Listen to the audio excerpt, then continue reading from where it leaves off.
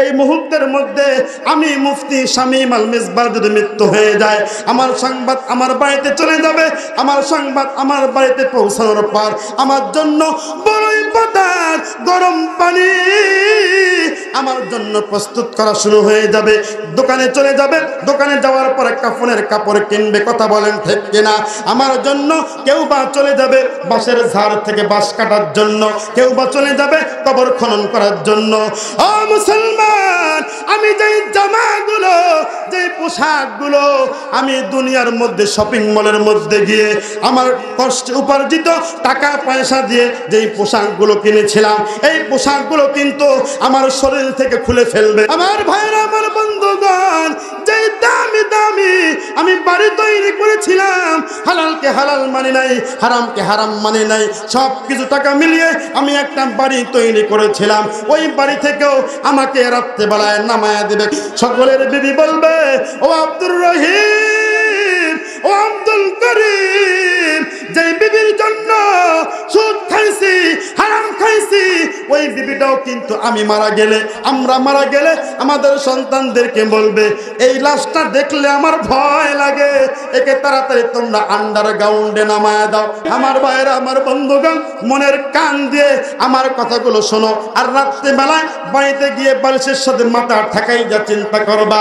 ও বগুড়ার মুসলমান, ও আদম দিগির মা, ও নওজোয়ান যুবক ভাই, আমরা দুনিয়াতে বসবাস করার জন্য আজকে আমাদের ঘরটাকে সাজাইলাম, আমাদের ঘরের মধ্যে আলমারি লাগাইলাম, আমাদের ঘরের মধ্যে দামি দামি খাট ব্যবহার করলাম। ওই ঘরের মধ্যে রাত্রেবেলায় ঘুমাইলে আমার ভয় লাগে, এই জন্য 1000 পাওয়ারি লাইট আমি ব্যবহার করলাম। গরম দিনে, গরমকালে আমার গরম লাগে, ফ্যান বাদ দিয়ে আমি এসি ব্যবহার করলাম।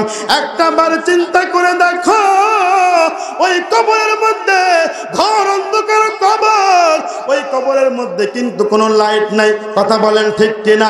ওই কবরের মধ্যে কোনো ফ্যান নাই, ওই কবরের মধ্যে কোনো আরামের ব্যবস্থা নাই। আল্লাহুম্মা সাল্লি আলা মুহাম্মাদ ওয়া আলা আলি মুহাম্মাদ কামা সাল্লাইতা আলা ইব্রাহিমা ওয়া আলা আলি ইব্রাহিম ইন্নাকা হামিদুম মাজিদ। আল্লাহুম্মা বারিক আলা মুহাম্মাদ ওয়া আলা আলি মুহাম্মাদ কামা বারাকতা আলা ইব্রাহিমা ওয়া আলা আলি ইব্রাহিম ইন্নাকা হামিদুম মাজিদ।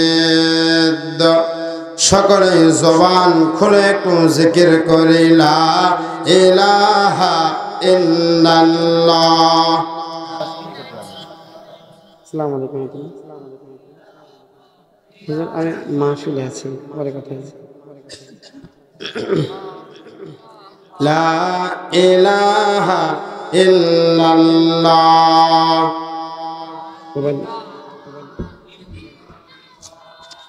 লা ইলাহা ইল্লাল্লাহ।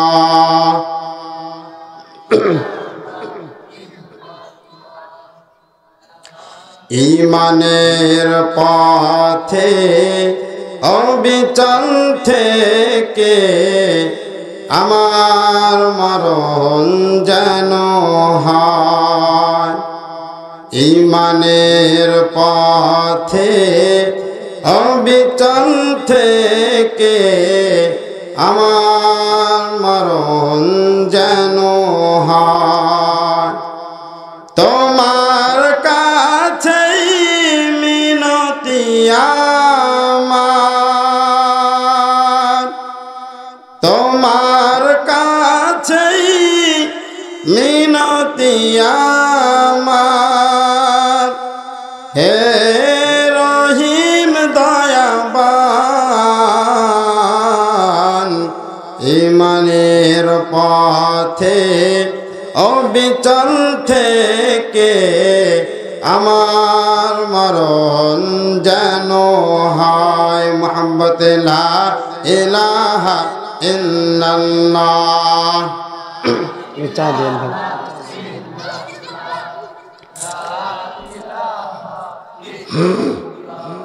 লা ইলাহা ইল্লাল্লাহ লা ইলাহা ইল্লাল্লাহ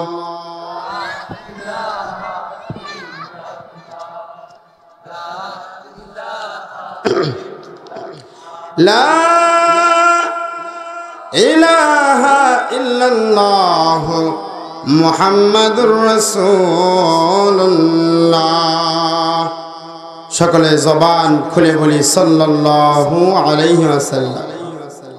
আলহামদুলিল্লাহ, বাংলাদেশের ঐতিহ্যবাহী বগুড়া জেলার অন্তর্গত আদমদিঘি থানার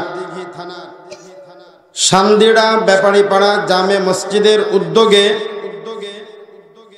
বিরাট ওয়াজ মাহফিলের আজকের সম্মানিত সভাপতি, মঞ্চে উপবিষ্ট যোগ্য বুজুর্গ হযরত উলামায়ে কেরাম ও আজকের মাহফিলের প্রধান অতিথি জনাব আলহাজ সিরাজুল ইসলাম খান রাজু, সাবেক চেয়ারম্যান আদমদিঘি উপজেলা পরিষদ, সম্মানিত অতিথি খান মোহাম্মদ সাইফুল্লাহ মেহেদি বাঁধন, মাননীয় সংসদ সদস্য বগুড়া ৩, ও আরো অনেকেই অতিথিবৃন্দ, সামনে উপবিষ্ট বাংলার বিভিন্ন এলাকা থেকে আগত মুরব্বী বাবারা, নওজোয়ান যুবক ভাইয়েরা, স্নেহের ছোট ভাই, পদ্মার অন্তর অবস্থানরতা, শ্রদ্ধেয়া, সম্মানিতা, আবেদা, জাকেরা, শাকেরা, আমার মা ও বোনেরা, সকলেই মিলে আমরা সেই মহান রব্বুল আলামিনের দরবারে শুকরিয়া আদায় করে বলি আলহামদুলিল্লাহ। আরো জোরে বলতে হবে আলহামদুলিল্লাহ, যাতে করে বাইরে যারা আছে ওরাও টের পায় না ভিতরে কিছু একটা চলতেছে। চিল্লায়া বলেন ঠিক কিনা? তারা তো শুধু মাইকের আওয়াজ পায়, আপনাদের আওয়াজটা পায় না। কি বলেন? আমাদেরকে একটু আওয়াজ দেখিয়ে দিতে হবে। কথা বলেন ঠিক কিনা? এই জন্য যে মালিক আমাদের জবান দিয়েছেন, কণ্ঠ দিয়েছেন, যারা আসমান ব্যবহার করি, জমিন ব্যবহার করি, সেই মালিকের জন্য শুকরিয়া আদায় করে আমরা আবারও বলবো আলহামদুলিল্লাহ।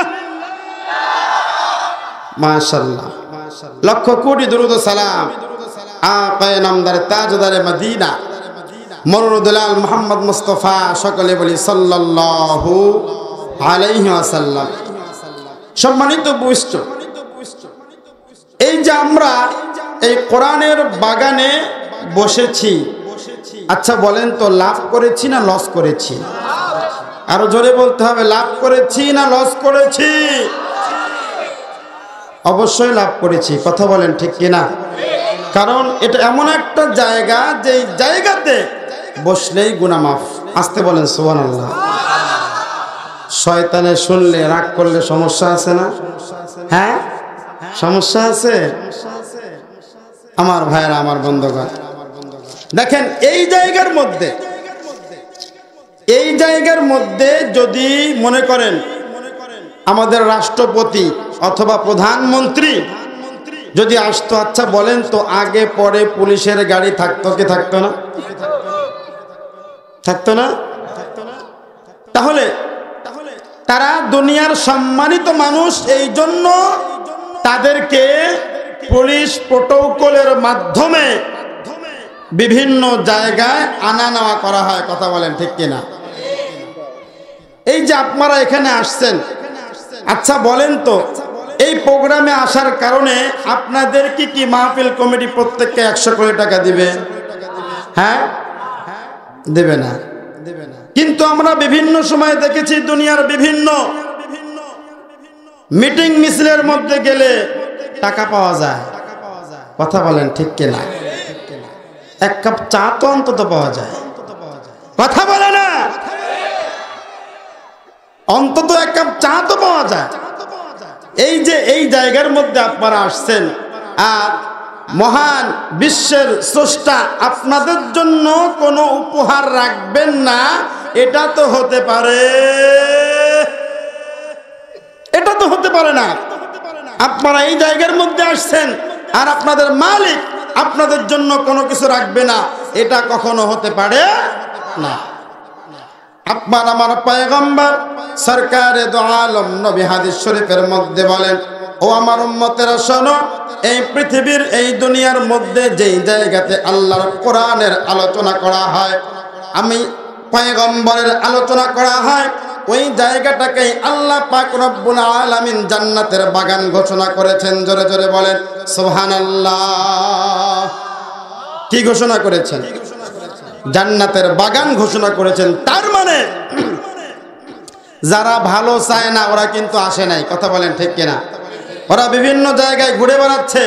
আমরা তাদেরকে উদাহরণ আহ্বান জানাবো, তারা যেন নিজেদের ব্যক্তিগত কাজ কাম শেষ করে এই কোরআনের ময়দানে চলে আসে। কথা বলেন ঠিক কিনা? কারণ এটা একটা জান্নাতের বাগান।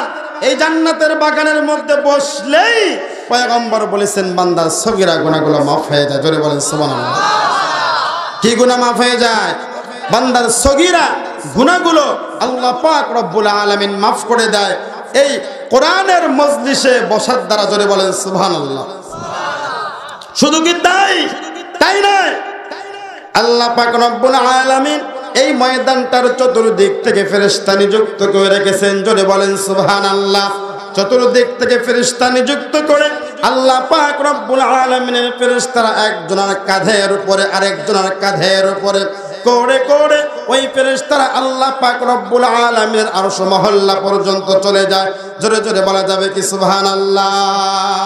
আল্লাহ পাকের আরশ মহল্লা পর্যন্ত যাইয়া ওই ফেরেশতারা যখন আল্লাহর সাথে দিদার লাভ করে আল্লাহর সামনে পর্যন্ত চলে যায়, ওই মুহূর্তের মধ্যে আল্লাহ পাক রব্বুল আলামিন বলেন, ও আমার ফেরেশতারা, এই মুহূর্তের মধ্যে কোন জায়গা থেকে, ও আমার ফেরেশতারা তোমরা কোন জায়গা থেকে, পৃথিবীর কোন জায়গা থেকে তোমরা আসলা? ওই ফেরেশতারা বলে, আল্লাহ এই মুহূর্তের মধ্যে আমরা বাংলাদেশ দেশ নামে একটা দেশ আছে, ওই দেশের মধ্যে বগুড়া জেলার আদমদিঘি থানার ওগো আল্লাহ সন্দেড়া ব্যাপারী পাড়া জামে মসজিদের উদ্যোগে একটা মাহফিল করা হয়। ওই মাহফিল থেকে আল্লাহ একজনের কাঁধের উপরে করে করে আমরা তোমার আরশ মহল্লা পর্যন্ত চলে আসছি। আল্লাহু আকবার বলেন। আল্লাহ পাক রব্বুল আলামিন ওই ফেরেশতাদেরকে বলেন, ও আমার ফেরেশতারা তোমরা ভালো করে বলো, ওই জায়গার মধ্যে যেই মানুষগুলো বসছে ওদের কোনো কাজ কাম নাই নাকি? আপনাদের কাজ কাম নাই? কথা বলে না? ওদের কোনো কাজ কাম নাই নাকি? ওই ফেরেশতারা বলে, আল্লাহ ওদের কাজ কামের কোনো অভাব নাই। যেই মুরব্বীরা ওই ময়দানের মধ্যে বসে পড়েছে ওই মুরব্বীদেরও অনেক কাজ আছে। ওই কাজ সকল কাজকে পিছনে ফেলে কোরআনের আলোচনা শোনার জন্য কোরআনের ময়দানের মধ্যে বসে পড়েছে। যুবকরা আজকের মাহফিলকে কেন্দ্র করে অন্যান্য দিন ইউটিউব ফেসবুক ব্যবহার করলেও আজকের মাহফিলকে কেন্দ্র করে ওই যুবকরা ইউটিউবও ব্যবহার করে না। কথা বলেন ঠিক কিনা? ফেসবুকও ব্যবহার করে না। ওই যুবকরা আজকে ভিডিও দেখে না। মহিলা প্যান্ডেলের মধ্যে যেই মা বোনগুলো বসে পড়েছে, আল্লাহ ওই মা বোনগুলো এই ময়দানের মধ্যে না আসলে তারা টিভির সামনে বসে থাকতো। কথা বলেন ঠিক কিনা? টিভির সামনে বৈশা তারা বিভিন্ন ভারতের চ্যানেল দেখতো, তারা নাটক দেখতো, সিনেমা দেখতো। ওইগুলো দেখা বাদ দিয়ে কোরআনের ময়দানের মধ্যে বসে পড়েছে। আল্লাহ পাক রব্বুল আলামিন ওই ফেরেশতাদেরকে বলবে, ও আমার ফেরেশতারা তোমরা সাক্ষী থাকো, তোমরা একটা লিস্ট করে ফেলো এই ময়দানের মধ্যে কোন কোন মুরব্বিগুলা ময়দানের মধ্যে বসে পড়েছে। জোরে বলেন সুবহানাল্লাহ। এই ময়দানের মধ্যে কোন কোন যুবকগুলা বসে পড়েছে তোমরা লিস্ট করে ফেলো। ওই মহিলা প্যান্ডেলের মধ্যে কোন কোন মহিলাগুলা ওই মহিলা প্যান্ডেলের মধ্যে বসে পড়লো। ও ফেরেশতারা তোমরা তাড়াতাড়ি লিস্ট করে ফেলো। আল্লাহ পাকের ফেরেশতারা মুরব্বিদের নামগুলোকে খাতার মধ্যে এন্ট্রি করে ফেলে। যদি বলেন সুবহানাল্লাহ। যুবকদের নামগুলোকে এন্ট্রি করে ফেলে, মহিলাদের নামগুলোকে ফেরেশতারা এন্ট্রি করে ফেলে। এন্ট্রি করার পর আল্লাহ পাক রব্বুল আলামিন ওই ফেরেশতা ফেরেশতাদেরকে বলে, ও আমার ফেরেশতারা, যেই মানুষরা আজকে ওই ময়দানের মধ্যে বসে পড়লো, ওরা কি আমি আল্লাহরে দেখছে নাকি? ওই মুহূর্তের মধ্যে ফেরেশতারা বলে, না ওগো মালিক, ওই মানুষগুলো কোনোদিন তুমি আল্লাহকে দেখে নাই, তোমার জান্নাত দেখলো না, তোমার জাহান্নাম তারা কোনোদিন দেখলো না। তোমার পয়গম্বর বলেছেন নামাজ না পড়লে শাস্তি আছে, ওই মানুষগুলো শুনেছে, কিন্তু তোমার জাহান্নাম ওগো আল্লাহ কোনোদিন দেখে নাই। তোমার জান্নাত দেখলো না, তোমার পয়গম্বরকে সাহাবায়ে কেরাম দেখেছে, কিন্তু ওই মানুষগুলো দেখলো না। না দেখার পরেও তো এই মুরব্বিগুলা, এই যুবকেরা ফজরের নামাজ আদায় করে। কথা বলেন ঠিক কিনা? আল্লাহ পাকের ফেরেশতারা বলে, মালিক, ওই ময়দানের মধ্যে যে সমস্ত মানুষগুলো বসে পড়লো, তোমারে দেখলো না, তোমার পয়গম্বরকে দেখলো না, জান্নাত দেখলো না, জাহান্নামকে দেখলো না গো আল্লাহ, এরপরেও ওই ময়দান তারা ত্যাগ করে না। জোরে জোরে বলা যাবে কি সুবহানাল্লাহ? আল্লাহ পাক রব্বুল আলামিন ওই ফেরেশতাদেরকে বলেন, ফেরেশতারা মনের দিকে তুলে একবার মালিককে ডাক দেনিয়ে আল্লাহ, সকলে মিলে মালিককে ডাক দেনিয়ে আল্লাহ, ওগো মালিক, নজর করে তাকায় দেখো তোমার বান্দারা, ওগো আল্লাহ, যুবক ভাইয়েরা, মুরব্বী বাবারা এই খালি ময়দানের মধ্যে তোমাকে পাবার জন্য এই ময়দানের মধ্যে বসে পড়েছে। রব্বুল আলামিন, তুমি আমাদেরকে নৈরাশ করো না, তুমি আমাদের জীবনের গুনাহগুলোকে মাফ করে দিয়ে এরপরে বাড়িতে ফিরায়ো। জোরে জোরে বলেন আমিন। শোনো শোনো বগুড়াবাসী, শোনো দিয়া মন, ভালো লাগলো আপনাদের এই মাহফিল আয়োজন, ঠিক কিনা? শোনো শোনো আদমদিঘিবাসী, শোনো দিয়া মন, ভালো লাগলো আপনাদের এই মাহফিল আয়োজন, ভালো লাগলো আপনাদের এই মাহফিল আয়োজন। এই মাহফিলে আসলো যারা, আমরা মুসলমান সবাই, কারো গায়ে আওয়ামী লীগের বিএনপি নাই, ঠিক না? এই মাহফিলে আসলো যারা, আমরা সবাই মুসলমান সবাই, কারো গায়ে আওয়ামী লীগের বিএনপি নাই। সবাই আমরা আল্লাহর গোলাম, জান্নাত যেতে চাই। কারা কারা জান্নাত যাবেন হাত নাড়া দেন সবাই, কারা কারা জান্নাত যাবেন হাত নাড়া দেন সবাই। এই মাহফিলের সভাপতি, এই মাহফিলের সভাপতি জনাব মোহাম্মদ আবু বকর সিদ্দিক ভাই, প্রধান অতিথি জনাব আলহাজ সিরাজুল ইসলাম খান ভাই। সবাই আমরা আল্লাহর গোলাম, জান্নাত যেতে চাই। কারা কারা জান্নাত যাব হাত নাড়া দেন সবাই, কারা কারা জান্নাত যাব হাত নাড়া দেন সবাই। লিল্লাহি তাকবীর, লিল্লাহি তাকবীর। কোরআন সুন্নাহর আলো, কোরআন আছে যেখানে, আলেম ওলামা যেখানে, মাশাআল্লাহ আমার ভাইয়েরা, আমার বন্ধুগণ, অতএব বুদ্ধিমান তো তারাই যারা এই মাহফিলে চলে আসছে। কথা বলেন ঠিক কিনা? আপনারা সকলেই বুদ্ধিমান। যুবক ভাই কারা কারা আছেন, দুইটা হাত আসমানের দিকে তুলে দেন। যুবক ভাই, যুবক ভাই, মাশাআল্লাহ মাশাআল্লাহ। যেখানে যাই এই যুবকদের ঢাল নামে ইসলামকে জিন্দা করার জন্য। কথা বলো ঠিক কিনা? যুবকরা লিল্লাহি তাকবীর দিবা, আল্লাহু আকবার বলবা। রাজি আছো? লিল্লাহি তাকবীর। এই মুরব্বীরা হাত তুলেন না, যুবকরা হাত তোলেন। অনেক মুরব্বী হাত তুলছে। ব্যাপার কি, 80 বছর বয়সও মনে জোয়ান হইতে মন চায়। মুরব্বীরা হাত তোলেন না, মুরব্বীরা সরি, যুবকরা হাত তোলেন। যুবকরা, মহিলা প্যান্ডেল থেকে মা বোনরা বলতেছে, কে রে বা, আমরা কি দোষ করলাম? কথা বলেন ঠিক কিনা? প্রজেক্টর আছে এখানে? ওরে বাবা সর্বনাশ, মা বোনরা দেখতেছে। যাই হোক শোনেন, যুবকরা হাত তোলো। হ্যাঁ, লিল্লাহি তাকবীর। এই আওয়াজে আল্লাহ সন্তুষ্ট হবে না, আরো জোরে লিল্লাহি তাকবীর, লিল্লাহি তাকবীর। হাত নামাও। এবার মুরব্বীদের পালা। কিরকম শক্তি আছে এবার দেখায় দিবেন। হুজুর যুবকরা পারলে আমরা পারবো না, কথা বলেন ঠিক কিনা? ও মুরব্বী বাবারা, দুইটা হাত আসমানের দিকে তুলে দেন।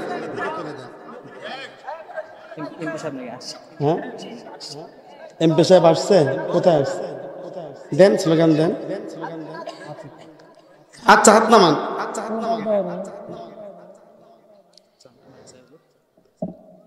কি বলবেন বলেন, তাড়াতাড়ি বলেন। এটা পাল্টায় দেন। কি হলো বলেন? কি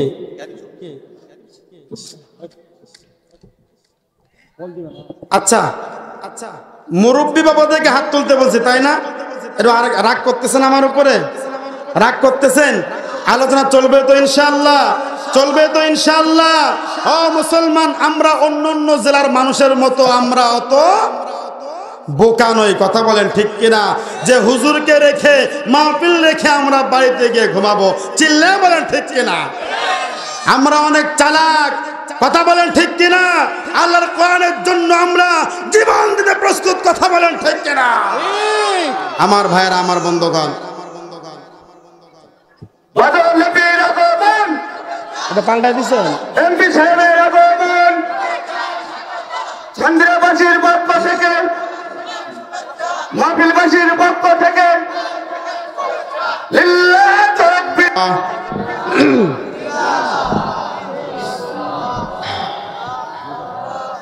লা ইলাহা ইল্লাল্লাহ।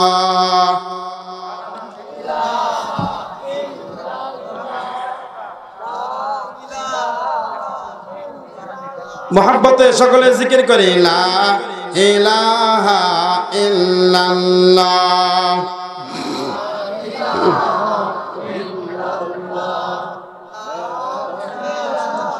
লা ইলাহা ইল্লাল্লাহ।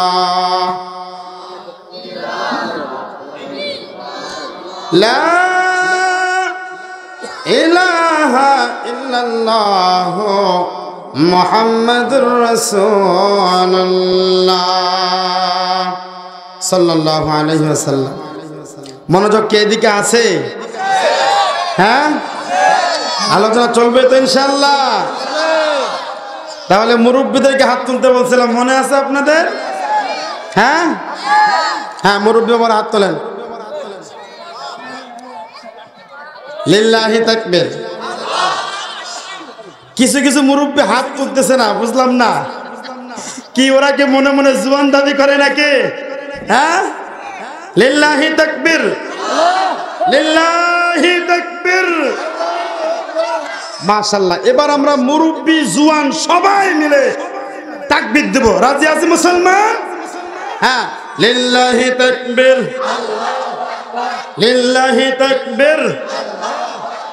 কি বলবো দুঃখের কথা, লিল্লাহি তাকবীর, সুবহানাল্লাহ, আলহামদুলিল্লাহ, এইগুলো নিয়েও নাকি অনেকের অ্যালার্জি চুলকানি আছে, কথা বলেন ঠিক কিনা? আছে কি নাই? কয়েকদিন ধরে একটা বিষয় সোশ্যাল মিডিয়াতে খুব ঘুরপাক খাচ্ছে, সেটা হলো বিকৃত নমান। এক লোক কথা সাহিত্যিক, সে বলেছে যে বুঝলাম না, আমি যেখানেই যাই সেখানে যদি কাউকে জিজ্ঞাসা করি ইয়ং জেনারেশন, কথা বুঝছেন?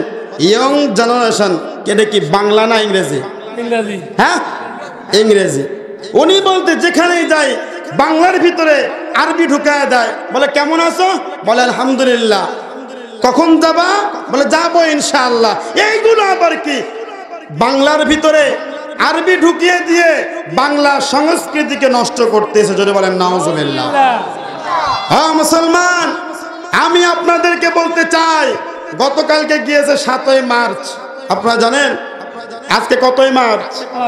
জোরে কথা বলেন, কতই মার্চ? আজকে হলো 8ই মার্চ। আমি বলতে চাই, যারা বাংলার ভিতরে আরবি ব্যবহার করে তারা নাকি বাংলা ভাষাকে বিকৃত করতেছে, জোরে বলেন না নাউজুবিল্লাহ। ও মুসলমান, তাহলে যারা বাংলার ভিতরে ইংলিশ ব্যবহার করতেছে তারা কি করতেছে? কথা বলেন না কেন? আমি আপনাদেরকে বলতে চাই, গতকালকে গিয়েছে 7ই মার্চ।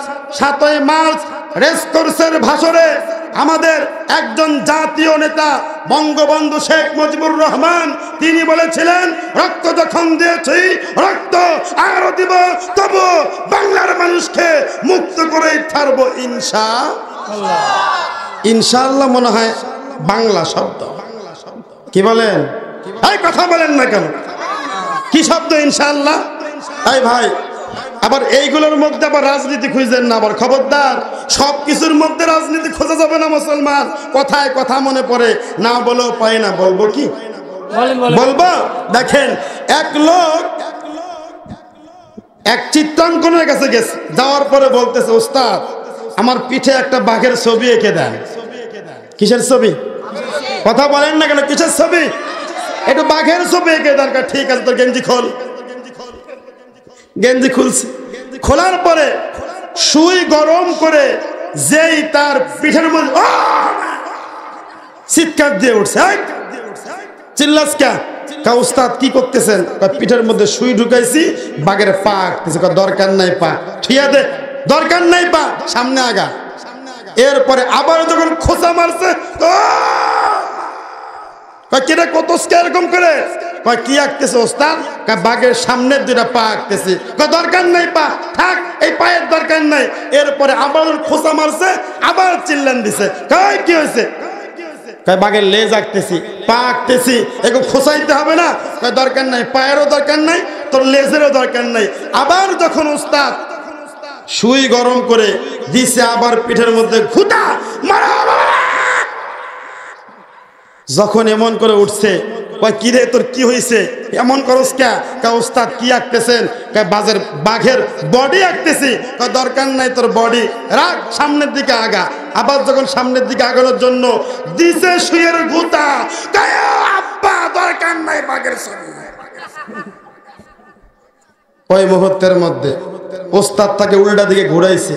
ঘোরানোর পরে বলে, বেটা যেই বাঘের পা নাই, যেই বাঘের লেজ নাই, যেই বাঘের মাথা নাই, ওইটা আবার বাঘ হয় কেমনে? বেয়াদব কোথাকার, তোর বাঘের দরকার নাই। কথা বলেন ঠিক কিনা? আমার ভাইয়েরা, আমার বন্ধুগণ, নামাজের কথা বললে বেনামাজিরা বলবে রাজনৈতিক আলোচনা করে। কথা বলেন ঠিক কিনা? সুদের কথা বললে সুদখোররা বলবে এ রাজনৈতিক বক্তারা তাড়াতাড়ি নামা। কেন ভাই, এই যে এমপি সাহেব কিছুক্ষণ পরে চলে গেল, আমার বাড়ি তো গাইবান্ধা, আমি মনে হয় সামনের নির্বাচনে এখানে দাঁড়াবো ভোটে। হ্যাঁ, উপজেলার চেয়ারম্যানে ভোটে, এমপি ভোটে। তাহলে ওইটা তো আর কোনো সুযোগ নাই। কথা বলেন ঠিক কিনা? হ্যাঁ, নাকি কারো ভয় আছে যে হুজুর যদি স্টেজে বসে সবাইকে নিজের দলে নিয়ে ফেলে তাহলে তো আমাদের সমস্যা? কথা বলেন না কেন? সমস্যা আছে। দেখেন আমার ভাইয়েরা, আমার বন্ধুগণ, নামাজের কথা বললে বলে হুজুর এইটা বাদ থাক, রোজার কথা বললে হুজুর এইটা বাদ থাক, যাকাতের কথা বললে বলে হুজুর এইটা বাদ থাক। আমার ভাইয়েরা, আমার বন্ধুগণ, আপনারা গভীরভাবে মনোযোগ দেন যে ইসলামের নামাজ নাই, রোজা নাই, হজ নাই, যাকাত নাই, পর্দা নাই, ওইটা আবার ইসলাম হয় কেমনে? হুজুর নামাজের কথা বললে চুলকানি অ্যালার্জি, রোজার কথা বললে চুলকানি অ্যালার্জি, সুদের বিরুদ্ধে কথা বললে চুলকানি অ্যালার্জি। আমার ভাইয়েরা, আমার বন্ধুগণ, এই জন্য আমাদেরকে আজকে কিছু কথা বলতে হবে। কথা বলেন না কেন? এতে কার চুলকানি হইল, কার অ্যালার্জি হইল, আমাদের যায় আসে। আমি আমার বক্তার পক্ষে থাকব যতক্ষণ পর্যন্ত আমার বক্তা কোরআনের কথা বলবে। আমি আমার নেতার পক্ষে থাকব যতক্ষণ পর্যন্ত আমার নেতা কোরআনের পক্ষে থাকবে। আমি আমার চেয়ারম্যানের পক্ষে থাকব যতক্ষণ পর্যন্ত আমার চেয়ারম্যান কোরআনের পক্ষে থাকবে। আমি আমার এমপির পক্ষে থাকব, আমার এমপি যতক্ষণ ইসলামের পক্ষে থাকবে, কোরআনের পক্ষে থাকবে। আমি আমার নেত্রীকে ভালোবাসবো যতক্ষণ পর্যন্ত আমার নেত্রী কোরআনকে ভালোবাসবে। যেই নেত্রী, যেই নেতা, যেই এমপি, যেই রাষ্ট্রপতি, যেই চেয়ারম্যান কোরআনকে মানে না, ওই এমপিও মানে না। কথা বুঝতে পারছেন? বলেন আমাদের ভালোবাসা সব যেন হয় মহান রবের জন্য, ঠিক না? রাখব ঘৃণাগুলো তাও যেন হয় ওগো প্রভু তোমার জন্য। লিল্লাহি তাকবীর, লিল্লাহি তাকবীর। আমার ভাইয়েরা, আমার বন্ধুগণ, যেই কথা বলছিলাম আপনাদেরকে, সে বলেছে যে বর্তমান ইয়াং জেনারেশন কি শুরু করে দিয়েছে, বাংলার ভিতরে আরবি শব্দ ইউজ করে। কি করে? ইউজ কি শব্দ? হ্যাঁ, বাংলা না আরবি? ইংরেজি শব্দ। আমার ভাইয়েরা, আমার বন্ধুগণ, আমি আপনাদেরকে বলতে চাই, তাহলে যিনি একজন জাতীয় নেতা, আমরা বলি হাজার বছরের শ্রেষ্ঠ বাঙালি, কথা বলেন ঠিক কিনা? হ্যাঁ, তিনি বলেছেন রক্ত যখন দিয়েছি রক্ত আরো দিব, তবুও বাংলার মানুষকে মুক্ত করে ছাড়বো ইনশাআল্লাহ। তাহলে আমাদের জাতীয় নেতাও আমাদেরকে ইনশাআল্লাহ শিখাইছে, কথা বলেন ঠিক কিনা? বুকের পাঠা থাকলে মাননীয় প্রধানমন্ত্রীর সামনে বলে দেখো, শেখ মুজিবুর রহমান ইনশাআল্লাহ বলার কারণে বাঙালি থেকে বের হয়ে গিয়েছে, তোমার বাসার সাল খুলে ফেলবে। কথা বলেন না কেন? কথা বলেন না কেন? তাহলে যারা আজকে আরবি শব্দ ব্যবহার করলে বাংলার ভিতরে বলে বাংলা ভাষা অপব্যবহার করতেছে, তাদের উদ্দেশ্য কি? বাংলা ভাষা বাঁচানো নাকি ইসলামের বিরোধিতা করা? কথা বলেন না কেন? কি করা? ইসলামের বিরোধিতা করা। আল্লাহ পাক রব্বুল আলামিন তাকে হেদায়েত দিক, সকলে বলে আমিন। আমার ভাইয়েরা, আমার বন্ধুগণ, যেই কথা আমি আপনাদেরকে বলছিলাম, এই জায়গার মধ্যে আমরা আসছি, কিছু কথা আমরা বাড়িতে গিয়ে নিয়ে আমল করব ইনশাআল্লাহ, যাতে করে আমরা জান্নাতি হইতে পারি। কি হইতে পারি? কেউ কি জাহান্নামী হওয়ার জন্য এখানে আসছেন? কারা কারা জাহান্নামী হবেন? দুইটা হাত তোলেন তো। মাশাআল্লাহ। আগেই বলেছিলাম বগুড়া জেলার মানুষ খুব চালাক, কথা বলেন ঠিক কিনা? ওরা আর কিছু ছাড়লেও জান্নাত কিন্তু ছাড়বে না। হুজুর, মদ খাইতে পারি, গাঁজা খাইতে পারি, ইয়াবা খাইতে পারি, নামাজ ছাড়তে পারি, কিন্তু মাগার জান্নাত ছাড়ুন না। কথা বলেন ঠিক কিনা? আমার ভাইয়েরা, আমার বন্ধুগণ, ভূমিকার বাড়িয়ে আপনাদেরকে আমি আর কষ্ট দিব না। আমি আপনাদের সামনে পবিত্র কোরআনুল কারীমের 28 নম্বর পারা হাফিজ কোরআন শরীফের 20 নম্বর পৃষ্ঠা থেকে ছোট্ট একটা আয়াতে কারিমা আপনাদের সামনে তেলাওয়াত করেছি। আল্লাহ পাক রব্বুল আলামিন এই আয়াতে কারিমার মধ্যে এই পৃথিবীর সমস্ত মানুষদেরকে উদ্দেশ্য করে বলেন, ও দুনিয়ার মানুষ, ভালো করে শোনো।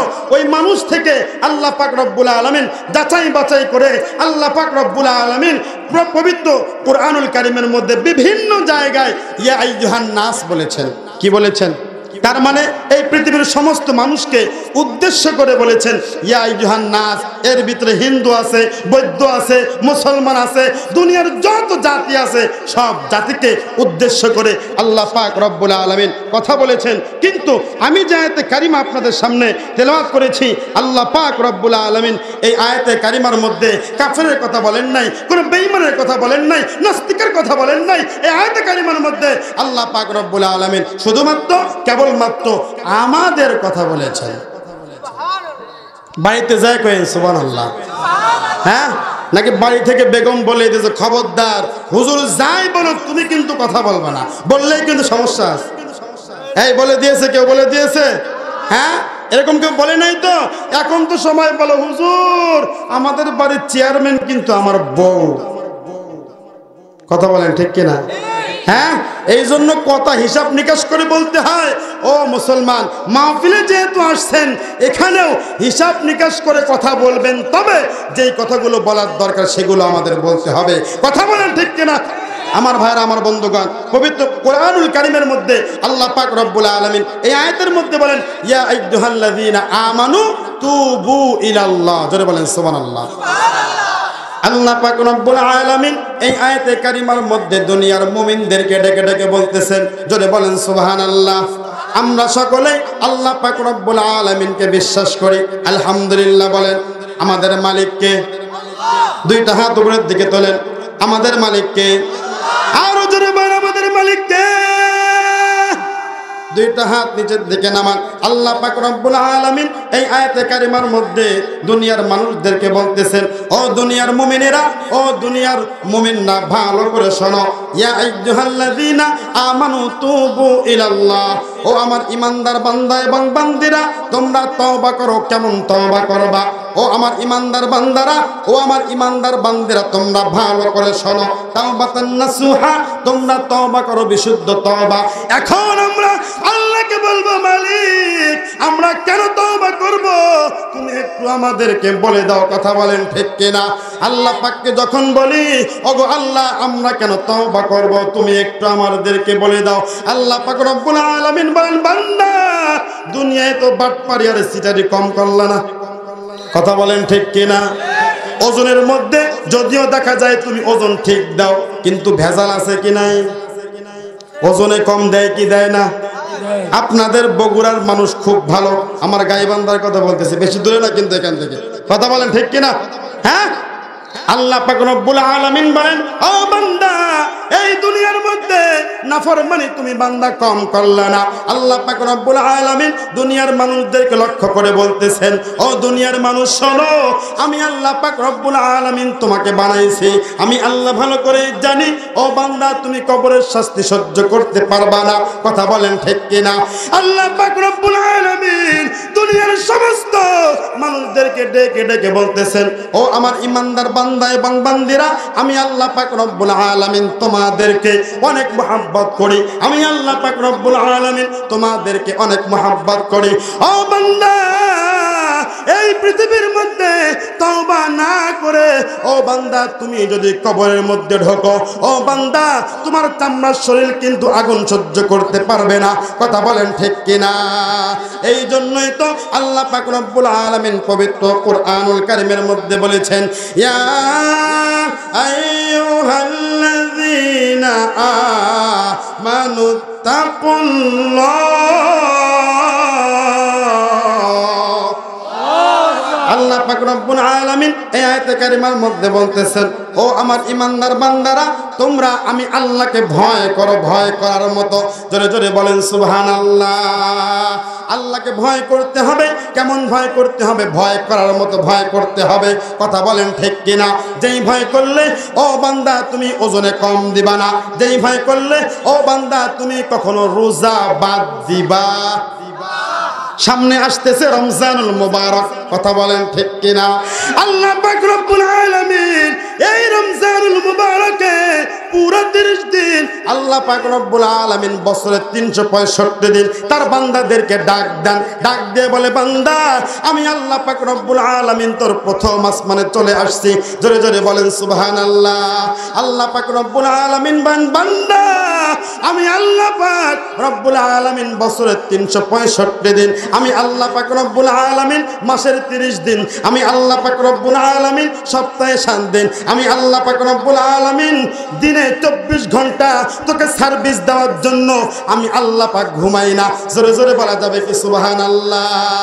আল্লাহ পাক রব্বুল আলামিন পবিত্র কুরআনুল কারীমের মধ্যে বলেন, আল্লাহু লা ইলাহা ইল্লা হুয়াল হাইয়ুল কাইয়্যুম লা তা'খুযুহু সিনাতুন ওয়ালা নাওম। আল্লাহু আকবার। আল্লাহ পাক রব্বুল আলামিন বান্দা আমি আল্লাহ পাক রব্বুল আলামিন তোকে সার্ভিস দেওয়ার জন্য আমি আল্লাহ পাক রব্বুল আলামিন রাত্রে বেলায় ঘুমাই না রে বান্দা। ও বান্দা তুমি দুনিয়ার মধ্যে চলার ক্ষেত্রে, ও বান্দা তুমি যদি মুসিবতের মধ্যে পড়ো, ও বান্দা গভীর রজনীর মধ্যে তোমার বাপকে ডাক দিলে, তোমার বাপ তোমার ডাকে সারা একবার দুইবার তিনবার দিল, তৃতীয়বার চতুর্থবার তোমার আব্বা তোমার ডাকের জবাব দিবে না। তোমার মাকে ডাক দিলে একবার দুইবার তিনবার ডাক দিলে, চতুর্থবার তোমার মা ঘুমায়া যাবে, তোমার ডাকের জবাব দিবে না। তোমার স্ত্রীকে ডাক দিলেও তোমার স্ত্রী তোমার ডাকের সাড়া দিবে না। তোমার সন্তানকে ডাক দিলেও তোমার সন্তান তোমার ডাকের জবাব দিবে না। ও বান্দা ওই গভীর রজনীর মধ্যে আমি আল্লাহ পাক রব্বুল আলামিনকে তুই বান্দা একটা ডাক দিলে আমি আল্লাহ যদি ঘুমাই, ও বান্দা তুই বান্দারে সহযোগিতা কে করবে? জোরে জোরে বলেন সুবহানাল্লাহ।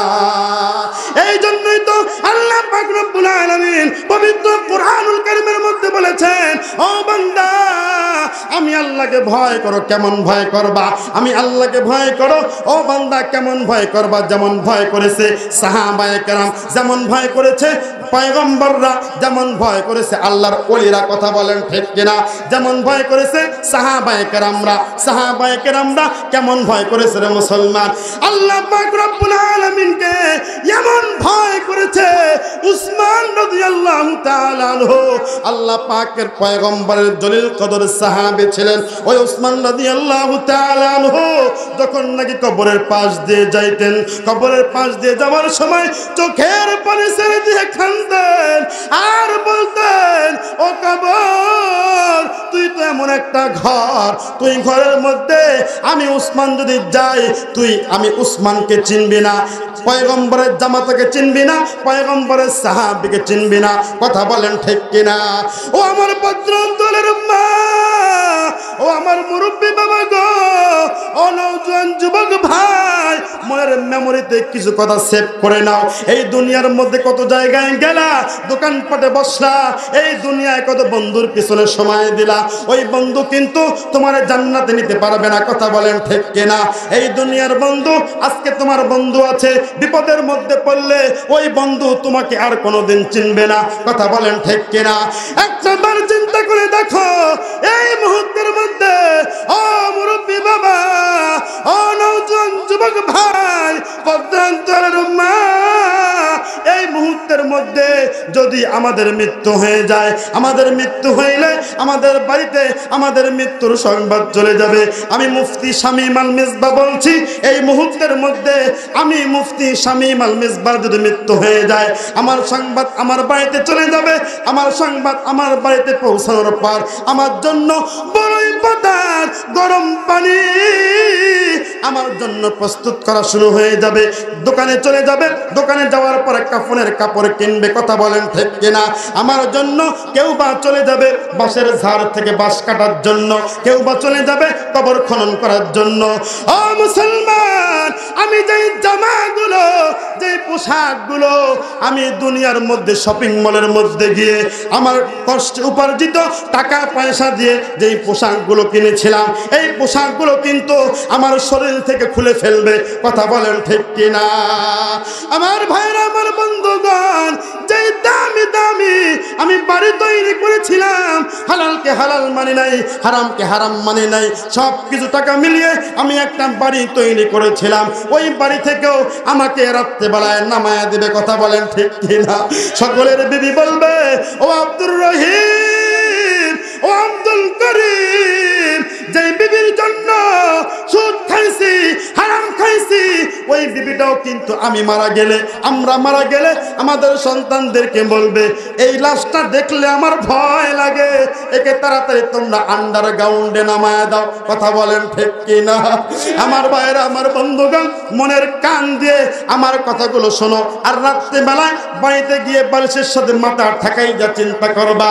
ও বগুড়ার মুসলমান, ও আদম দিগির মা, ও নওজোয়ান যুবক ভাই, আমরা দুনিয়াতে বসবাস করার জন্য আজকে আমাদের ঘরটাকে সাজাইলাম, আমাদের ঘরের মধ্যে আলমারি লাগাইলাম, আমাদের ঘরের মধ্যে দামি দামি খাট ব্যবহার করলাম। ওই ঘরের মধ্যে রাত্রেবেলায় ঘুমাইলে আমার ভয় লাগে, এই জন্য 1000 পাওয়ারি লাইট আমি ব্যবহার করলাম। গরম দিনে, গরমকালে আমার গরম লাগে, ফ্যান বাদ দিয়ে আমি এসি ব্যবহার করলাম। একটা বার চিন্তা করে দেখো, ওই কবরের মধ্যে, ঘর অন্ধকার কবর, ওই কবরের মধ্যে কিন্তু কোনো লাইট নাই, কথা বলেন ঠিক কিনা? ওই কবরের মধ্যে কোনো ফ্যান নাই, ওই কবরের মধ্যে কোনো আরামের ব্যবস্থা নাই। এই দুনিয়ার মধ্যে বিপদে পড়লে বন্ধুকে ডাক দিলে একবার শোনা দেয়, মাকে ডাক দিলে ওই মা একবার তোমার ডাকের জবাব দিবে, বাবাকে ডাক দিলে ওই বাবা একবার তোমার ডাকের জবাব দিবে। কিন্তু অন্ধকার কবর, ওই কবরের মধ্যে গেলে, বগুড়ার মুসলমান, ওই কবরের গেলে দুনিয়ার কোনো মানুষদেরকে ডাক দিলে আসবে না। কথা বলেন ঠিক কিনা? যাদেরকে আপন মনে করতাম তারাই কিন্তু আমার লাশটা বহন করে নিয়ে গিয়ে ওই কবরের মধ্যে রেখে আসবে। কথা বলেন ঠিক কিনা? এই জন্যই তো উসমান গনি রাদিয়াল্লাহু তাআলা আনহু কবরের পাশ দিয়ে যখন যাইতেন ওই কবরকে ডাক দিয়ে বলতেন, রে কবর, তুই তো এমন একটা ঘর, তুই ঘরের মধ্যে কোন নেতার পরিচয় চলে? কথা বলেন চলে? ওই কবরের মধ্যে কোন নেত্রীর কোনো পাওয়ার চলে না। ওই কবরের মধ্যে টাকা পয়সার কোনো পাওয়ার চলে না। ওই কবরের মধ্যে এমপির কোনো পাওয়ার চলে না। ওই কবরের মধ্যে উপজেলা চেয়ারম্যানের কোনো পাওয়ার চলে না। ওই কবরের মধ্যে মেম্বারের কোনো পাওয়ার চলে না। ও পদ্মান্তরের মা হযরতে ফাতেমা রাদিয়াল্লাহু তাআলা আনহা বিশ্বনবী সরকার দু আলম নবীর কলিজার টুকরা কন্যা সন্তান ছিলেন। কথা বলেন ঠিক কিনা? ওই কন্যা সন্তান যখন দুনিয়া থেকে চলে গেলেন, দুনিয়া থেকে যাওয়ার পর তার লাশটা যখন নাকি কবরের মধ্যে নামানো হয়, কবরের মধ্যে নামানোর পর সাহাবায়ে কেরাম বলে, ও কবর, তুমি কি জানো এই কবরের মধ্যে কার লাশ রাখা হয়? আল্লাহ পাক রব্বুল আলামিন কবরের জবান খুলে দিয়েছেন। আল্লাহু আকবার। ওই কবরে ডাক দিয়ে বলে, ও আল্লাহর নবীর সাহাবী, আমি তো এমন একটা ঘর, এই ঘর আমি দুনিয়ার কোনো মানুষদেরকে চিনি না, আমি দুনিয়ার কোনো মানুষদেরকে চিনি না, কার মেয়ে, কার মা, কার স্ত্রী, ওইটা আমি চিনি না। কথা বলেন ঠিক কিনা? আমি কবর এমন একটা ঘর, এই ঘরের মধ্যে ঈমান আর আমল নিয়ে আসলে আমি কবর তার জন্য শান্তির ব্যবস্থা করব। জোরে জোরে বলা যাবে কি সুবহানাল্লাহ? কাফন আমার আপন, কবর আমার ঘাটি, ওই কবরে যেতে হবে, থাকবে না কেউ সাথী, ওই কবরে যেতে হবে, থাকবে না কেউ সাথী, থাকতে হবে নিরালায়, একা একা বাসতলায়, থাকতে হবে নিরালায়, একা একা বাসতলায়, চতুর্দিকে রবে শুধু মাটি, চতুর্দিকে রবে শুধু মাটি। ঠিক কিনা? ওই কবরের মধ্যে ঢুকলে আমার দুনিয়ার কোনো পাওয়ার চলবে না। কথা বলেন ঠিক কিনা? এই দুনিয়ার মধ্যে যদি কেউ জেলখানায় যায়, যাওয়ার পরে যদি একটা ফোন দেয়, আমি কিন্তু এমপির ভাতিজা বলতেছি, এমপির ভাতিজা হইলে তার পাওয়ার এলাকায় চলা যায় না। আছে কি নাই? হ্যাঁ, আছে কি নাই? এই দুনিয়ার মধ্যে বিপদে পড়লে এমপি মন্ত্রীরা ফোন দিলে তোমাকে জেলখানা থেকে মুক্ত করে দিবে। একটা বার চিন্তা করে দেখো, ওই কবরের মধ্যে ঢুকলে কোন মন্ত্রীর পাওয়ার চলবে না। তাহলে যারা আজকে আমরা এই দুনিয়ার মধ্যে আমরা ক্ষমতার বড়াই করে যারা আজকে আমরা দুনিয়ার মধ্যে চলতেছি, আচ্ছা বলেন তো, এই দুনিয়ার মধ্যে এত সিন্ডিকেট করতেছি, আপনার চিনির দামও নাকি বাড়ছে নাকি? দেখেন না মাঝে মধ্যে বিভিন্ন জায়গায় নিজেরাই আগুন লাগায় দেয়, দেওয়ার পরে বলে যে চিনির দাম বেড়ে গেছে। আছে কি নাই? মাঝে মধ্যে শুনে পেঁয়াজের দামও 200-র উপরে। কতর উপরে? সিন্ডিকেট করে না? করে কি করে না? আহারে, তাদের কি মরার একটু ভয় নাই? কথা বলেন। এই জন্য আল্লাহ বলেছেন, বান্দা তুমি আমারে ভয় করো। কেমন ভয় করবা? যেই ভয় করলে ও বান্দা তুমি আর কোনোদিন সুদ খাবা না। কি খাবা না? ঘুষ খাবা না।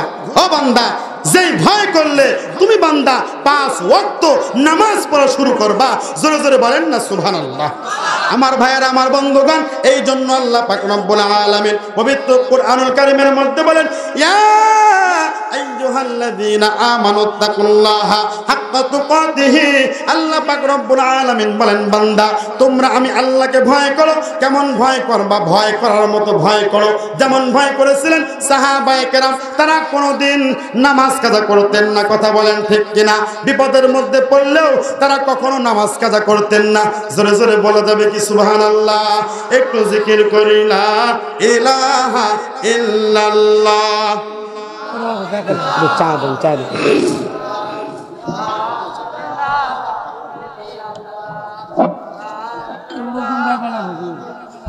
আমরা সামনের দিকে একটু আগে আসি, আমরা অনেক ভাইয়ের পেছনে দাঁড়ায় আছি, সামনের দিকে আগে আসি। হ্যাঁ, হরকতে বরকত হয়, হরকতে কি হয়, হরকতে বরকত হয়, সামনের দিকে আগে। লা ইলাহা ইল্লাল্লাহ।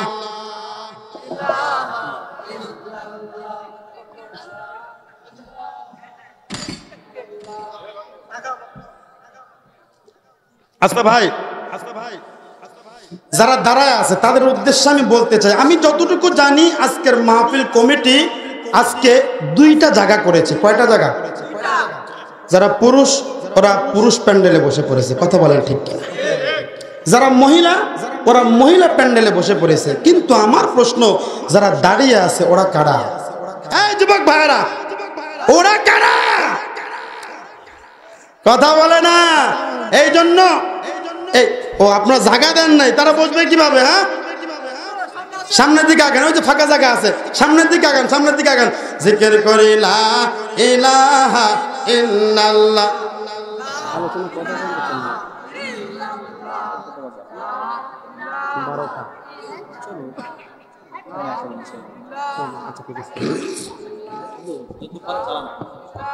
লা ইলাহা ইল্লাল্লাহ, লা ইলাহা ইল্লাল্লাহ, লা ইলাহা ইল্লাল্লাহ মুহাম্মাদুর রাসূলুল্লাহ।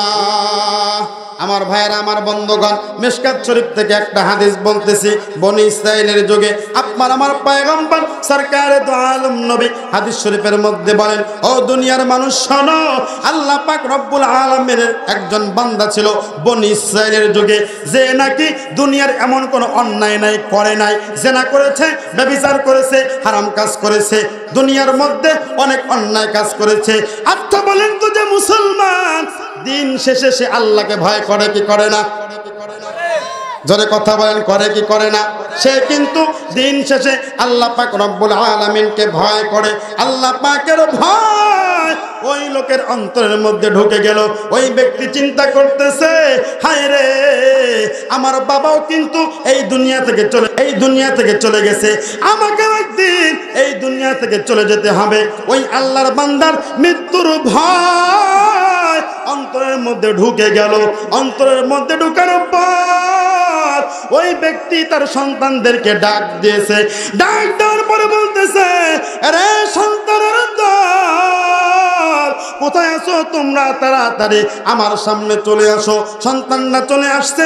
আসার পরে সন্তানদেরকে বলতেছে, আরে সন্তানের দল, আমার ভয় হয় আমার মৃত্যুর পরে আল্লাহ পাক রব্বুল আলামিন আমার কবরের মধ্যে আমার সাথে কেমন ব্যবহার করবে।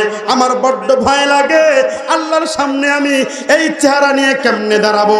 দুনিয়ার মধ্যে খারাপ কাজ তো কম করলাম না, চুরি করেছি, জেনা করেছি, ব্যভিচার করেছি।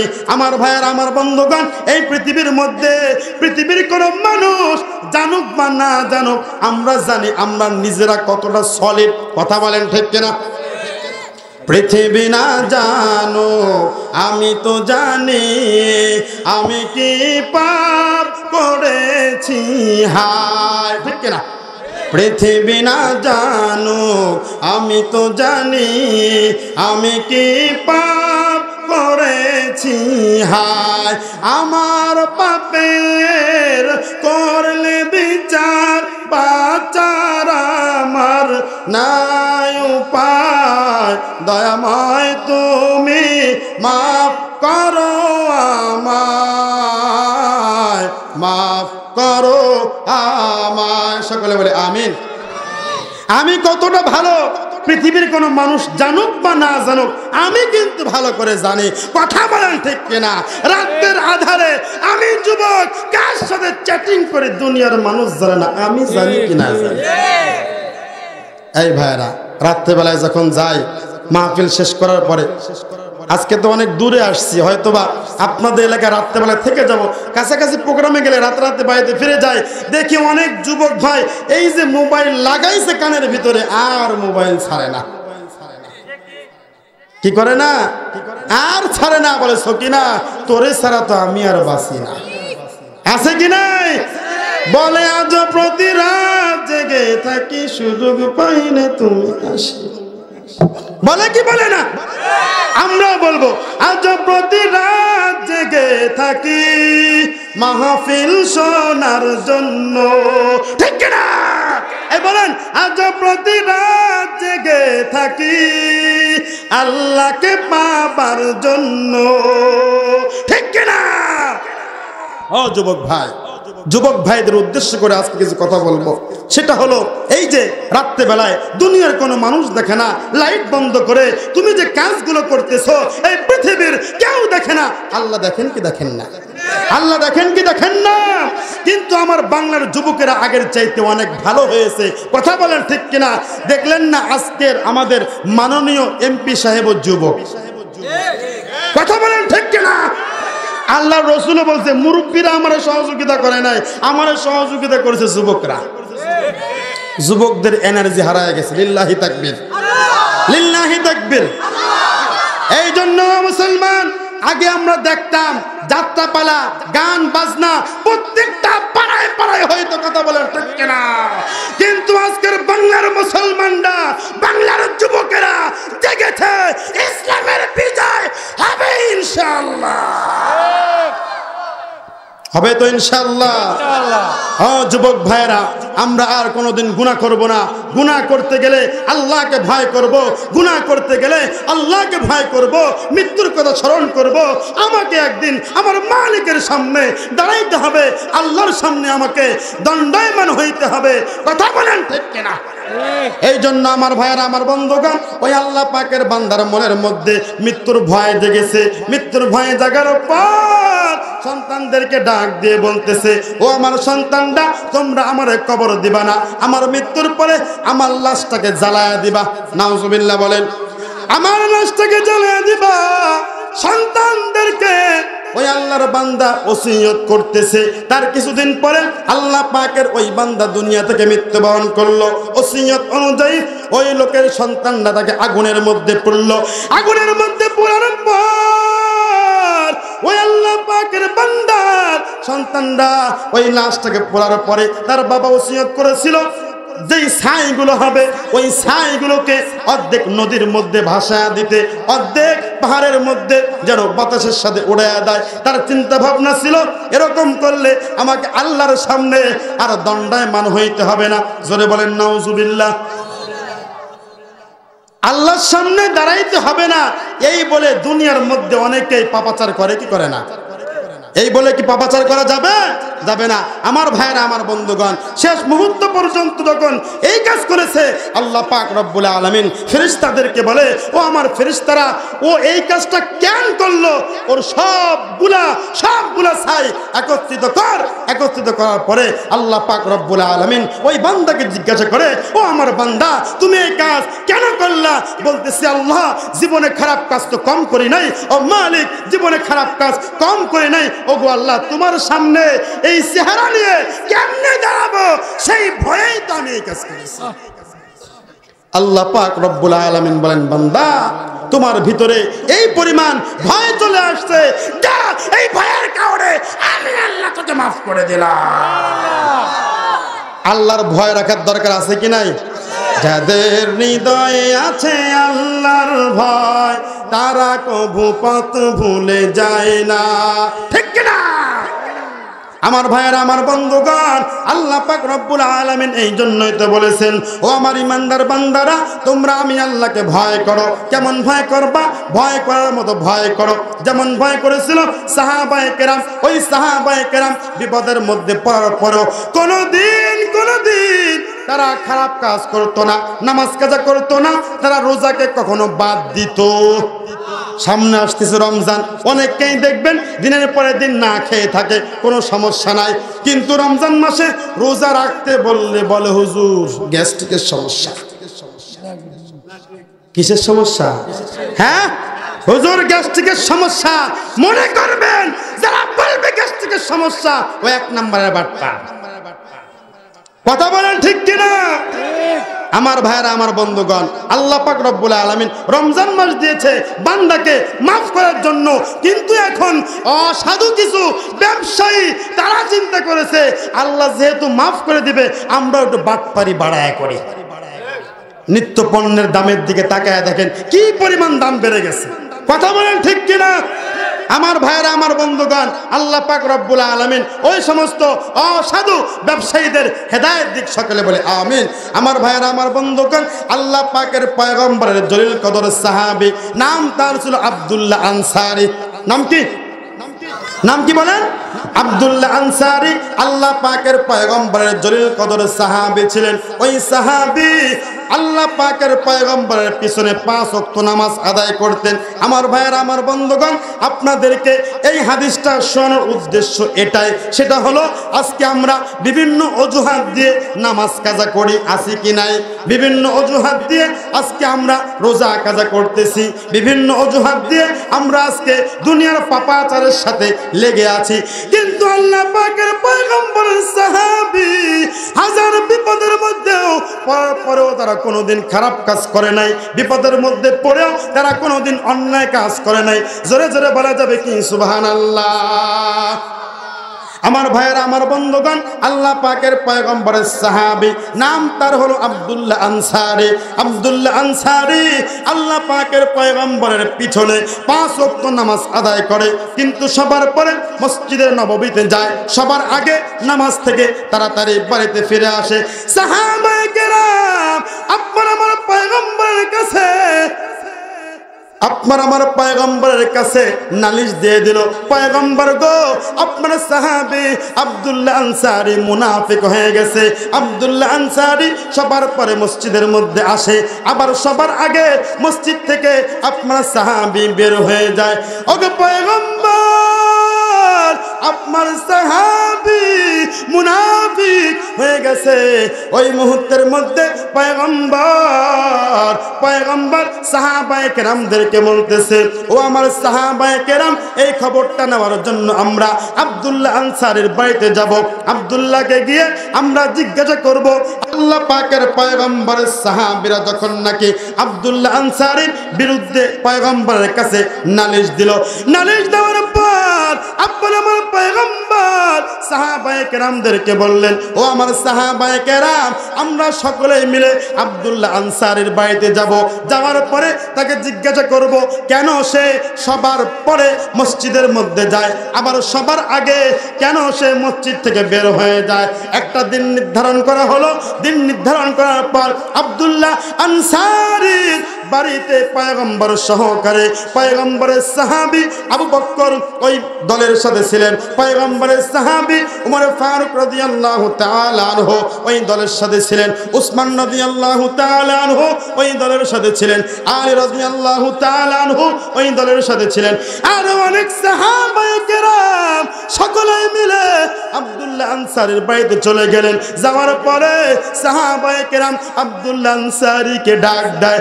ডাক দেওয়ার পরে বলে, এ আব্দুল্লাহ আনসারী, ভালো করে শোনো, ঘরের মধ্যে তুমি থাকলে তাড়াতাড়ি দরজাটা খুলে দাও। একবার ডাক দেয়, দুইবার ডাক দেয়, তিনবার ডাক দেয়, ঘরের ভিতর থেকে কোনো সারা শব্দ পাওয়া যায় না, ঘরের ভিতর থেকে কোনো প্রকার সারা শব্দ পাওয়া যায় না। পয়গম্বর বলছেন, হয়তোবা আমার আব্দুল্লাহ আনসারী ঘরের মধ্যে নাই, ঘরের মধ্যে থাকলে হয়তোবা তাড়াতাড়ি আমার আব্দুল্লাহ আমাদের সংবাদ পেয়ে খুলে দিত। ওই দিক থেকে আব্দুল্লাহ আনসারী চোখের পানি ফেলে দিয়ে কান্দে আর বলে, পয়গম্বর আমার ঘরের দরজার সামনে দাঁড়িয়ে আছে, ওগো আল্লাহ মালিক রে, তুমি আমারে গরিব বানাইছো, আমার কোনো দুঃখ নাই, তুমি আমারে গরিব বানাইছো, আমার কোনো আফসোস নাই, তুমি আমারে গরিব বানাইছো, ওগো আল্লাহ তোমার কাছে কোনোদিন বড় খাওয়ার জন্য আমি দোয়া করি নাই, কিন্তু মালিক আল্লাহু আকবার, ওগো আল্লাহ তুমি আমার এই পরিমাণ গরিব তুমি কেন বানাইছো? ওগো আল্লাহ, আব্দুল্লাহ আনসারীর পরিবারের মধ্যে শুধুমাত্র কেবলমাত্র একটাই জামা। আল্লাহু আকবার বলেন। আব্দুল্লাহ আনসারী ওই জামাটা ব্যবহার করলে, পরিধান করলে, আব্দুল্লাহ আনসারীর স্ত্রী ওই জামাটা ব্যবহার করতে পারে না। আব্দুল্লাহ আনসারী পড়লে তার স্ত্রী ব্যবহার করতে পারে না, স্ত্রী পড়লে আব্দুল্লাহ আনসারী ব্যবহার করতে পারে না। আমার ভাইরা, আমার বন্ধুগণ, নামাজের সময় যখন হয়তো আব্দুল্লাহ আনসারী ওই জামাটা পরিধান করে মসজিদের মধ্যে চলে যাইত। নামাজ আদায় করে আবার তাড়াতাড়ি আব্দুল্লাহ আনসারী বাড়িতে চলে আসতো। তার বিবি ওই পোশাকটা পরিধান করে ওই ঘরের মধ্যে নামাজ আদায় করত। আব্দুল্লাহ আনসারী চোখের পানি ফেলে দিয়ে কান্দে আর বলে, মালিক তুমি আমার গরিব বানাইছো, আমার কোনো দুঃখ নাই রে আল্লাহ, আমার কোনো অ্যাপ্লিকেশন নাই, কিন্তু মালিক তুমি আমার এই পরিমাণ গরিব কেন বানাইছো? আমার ঘরের দরজার সামনে আমার পয়গম্বর আমার ঘরের দরজার সামনে টাক দেয়, সাহাবায়ে কেরাম ঘরের দরজার সামনে টাক দেয়, আমি আব্দুল্লাহ আনসারী তাদের ডাকের জবাব দিতে পারি না। যখন তার স্ত্রী নামাজ শেষ করে ফেলছে আর এই দিক দিয়েও বিশ্ব নবী সরকার দু আলম নবী সাহাবায়ে কেরামদেরকে সাথে করে নিয়ে যখন নাকি মসজিদে নববীর দিকে রওনা দিয়ে দিলেন, যখন যাওয়া শুরু করলেন, আব্দুল্লাহ আনসারী স্ত্রীর নামাজটাও শেষ হয়ে গেল। আব্দুল্লাহ আনসারী ওই পোশাকটা পরিধান করার পরে দরজা খুলে দেখে আব্দুল্লাহ আনসারী ঘরের দরজার সামনে সাহাবায়ে কেরাম সহকারে সরকারে দু আলম নবী আমার দরজার সামনে দাঁড়িয়েছিল। জোরে জোরে বলা যাবে কি সুবহানাল্লাহ। এমন এতিম নবী আমার, পিতা মাতা নাই যে তাহার, তারপরেও এত মারা মারলো তাকে দুশ্মনে, নবী বিনে কে তারাবে ফুলসিরাত মিজানে, নবী বিনে কে তারাবে ফুলসিরাত মিজানে। আমার সাথে সকলে বলেন, চলো চলো চলো মুমিন চলো নবীর সন্ধানে, নবী বিনে কে তারাবে ফুলসিরাত মিজানে, নবী বিনে কে তারাবে ফুলসিরাত মিজানে। লিল্লাহি তাকবীর। আব্দুল্লাহ আনসারী চিন্তা করতেছে, আমার ঘরের দরজার সামনে আমার পয়গম্বর আসছিল, আরে আমার ঘরের দরজার সামনে বিশ্ব নবীজির সাহাবীরা আসছিল আর আমি দরজা খুলে দিলাম না। এই বলে আব্দুল্লাহ আনসারী বিশ্ব নবীর পিছনে দৌড় দিয়েছে। দৌড় দেওয়ার পর আব্দুল্লাহ আনসারী বিশ্ব নবীজির কাছে চলে গেলেন। যাওয়ার পরে আব্দুল্লাহ আনসারী পয়গম্বরকে বলতেছে, পয়গম্বর আপনি আমার ঘরের দরজার সামনে আসছিলেন, আমি আব্দুল্লাহ আনসারী অনেক ধন্য গো পয়গম্বর। ওগো পয়গম্বর আমি অনেক ধন্য হয়ে গিয়েছি। ওগো পয়গম্বর আপনার সাহাবায়ে কেরাম আমার ঘরের দরজার সামনে আসছিল। ওগো পয়গম্বর আমি আব্দুল্লাহ আনসারী ধন্য হয়ে গিয়েছি, কিন্তু পয়গম্বর আপনি কেন আমার ঘরের দরজার সামনে আসছিলেন গো পয়গম্বর? আপনি একটু আমারে তাড়াতাড়ি বলেন। আব্দুল্লাহ আনসারীকে পয়গম্বর বলতেছে, ও আব্দুল্লাহ তুমি সবার পরে মসজিদের মধ্যে ঢোকো, সবার আগে তুমি মসজিদ থেকে বের হয়ে যাও। কেন কেন কেন এটা জানার জন্য আমরা তোমার ঘরের দরজার সামনে চলে আসছি। আব্দুল্লাহ আনসারী চোখের পানি ফেলে দিয়ে কান্দে আর বলে, পয়গম্বর আল্লাহ পাক রব্বুল আলামিন আমার এই পরিমাণ গরিব বানাইছে, আমার শুধুমাত্র কেবলমাত্র একটাই জামা, আমি পরলে আমার স্ত্রীটা ওই জামাটা পরতে পারে না, আমার স্ত্রী পরলে আমি ওই জামাটা পরতে পারি না। পয়গম্বর গো আপনার পিছনে নামাজ পড়তে আমার অনেক ভালো লাগে, ফজিলত আমি ছাড়তে চাই না, এই জন্যই তো জামাটা নিয়ে আমি আপনার পিছনে নামাজ আদায় করি। সালাম ফেরানোর পর আমি আবার দ্রুত আমার বাড়িতে চলে যাই। যাওয়ার পরে ওই কাপড়টা আমার স্ত্রী পরিধান করে নামাজ আদায় করে। জোরে জোরে বলা যাবে কি সুবহানাল্লাহ।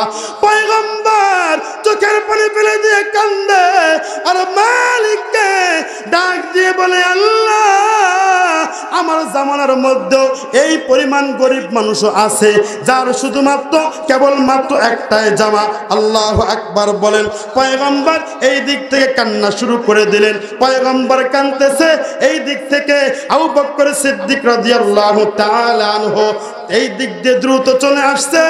আসার পরে আব্দুল্লাহ আনসারীকে বলে, এ আব্দুল্লাহ, তুই আমার পয়গম্বরকে কি এমন কথা শুনাইলি যার কারণে আমার পয়গম্বর কান্দে? আমার পয়গম্বর যখন নাকি আমার সামনে ইসলামের দাওয়াত দিয়েছে, পয়গম্বর কষ্ট পাবেন, এই জন্যই তো আমি দুইবার আমাকে দাওয়াত দেওয়া লাগে নাই, সাথে সাথে কালিমা পরে মুসলমান হয়ে গিয়েছি। জোরে জোরে বলা যাবে কি সুবহানাল্লাহ। ওমর ফারুক রাদিয়াল্লাহু তাআলা আনহু বিশ্বনবীর কাছে আসছে। আসার পরে বলতেছে, পয়গম্বর গো, আপনার কল্লা নেওয়ার জন্য আমি ওমর আপনার দরবারে আসছিলাম। আপনার সুন্দর চেহারা দেখার পর আমি ওমর আমার গর্দান ইসলামের জন্য অক্ষ করে আমি ওমর আপনার দরবার থেকে ত্যাগ করেছি।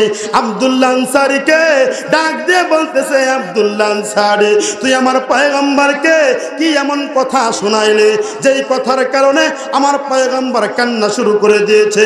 আমার পয়গম্বর কাঁদতেছে।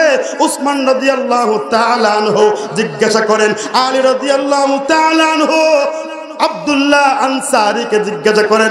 আব্দুল্লাহ আনসারী চোখের পানি ফেলে দিয়ে কান্দে আর বলে, ও সাহাবায়ে কেরাম, তোমরা আমাকে যে প্রশ্ন করেছো, শোনো শোনো শোনো। সমস্ত সাহাবায়ে কেরামদেরকে একত্রিত করার পরে পয়গম্বর ছিল ওর সামনে, সকলদের সামনে আব্দুল্লাহ আনসারী চোখের পানি ফেলে দিয়ে কান্দে আর বলে, ও সাহাবায়ে কেরাম, আমি কেন মসজিদে নববীতে সবার পরে যাই, আবার সবার আগে কেন আমি মসজিদে নববী থেকে চলে আসি?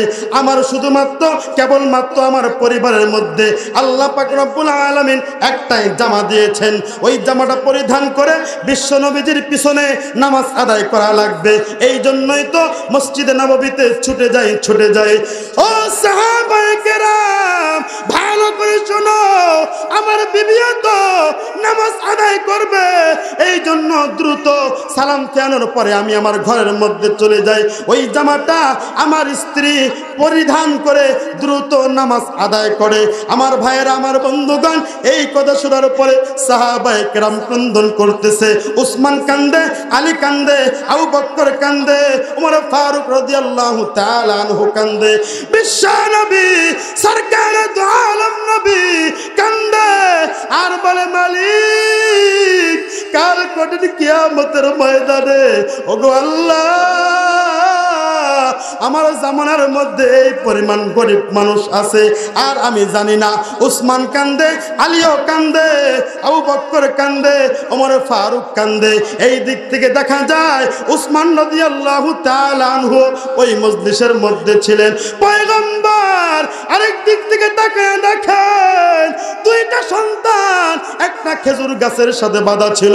খেজুর গাছের সাথে বাঁধা পয়গম্বর ডাক দিয়ে বলে, ওরে সন্তানের দল, তোমরা কার সন্তান? এই খেজুর গাছের সাথে তোমাদেরকে কে বেঁধে রেখেছে? কারা বেঁধে রেখেছে? আমার একটু খুলে বলো।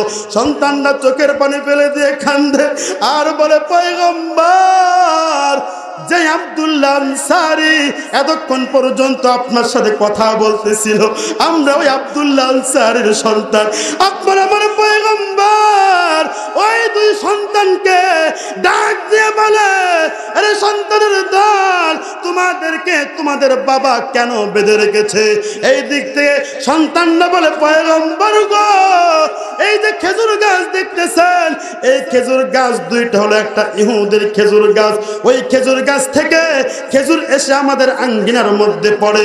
ওই খেজুর যখন আমাদের আঙ্গিনায় পড়ে, আমরা ওই খেজুরগুলো যখন খাই, আমাদের বাবা আমাদেরকে বলে, আরে সন্তানের দল, এই খেজুর খাওয়ার পর তোমরা যদি আমাদের মৃত্যুর পরে আমাদের জন্য দোয়া করো, তোমাদের দোয়া কিন্তু আল্লাহ পাক রব্বুল আলামিন কবুল করবেন না।